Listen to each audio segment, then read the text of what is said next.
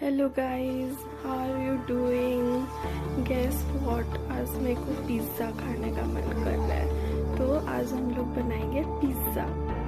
Toppings काट के तैयार कर लिए हैं। ये है मेरा favourite toppings, mushroom and onion. तो टॉपिंग्स बन के तैयार हो गया है, बहुत अच्छा स्मेल आ रहा है गाइस। करके अब हम इसमें चढ़ाएंगे तावा को गरम करने के बाद हम लोग इसमें डालेंगे पिज़्ज़ा बेस, और पिज़्ज़ा बेस को हम लोग एक साइड से गरम कर लेंगे जिस साइड हम लोग टॉपिंग्स डालने वाले हैं। इसको अच्छे से अब सेक लेंगे। टॉपिंग्स को अब हम फैला लिए। अब हम लोग इसमें चीज़ ग्रेट करके डालेंगे। चीज़ को अच्छे से ग्रेट करके सब तरफ फैला के डाल देंगे।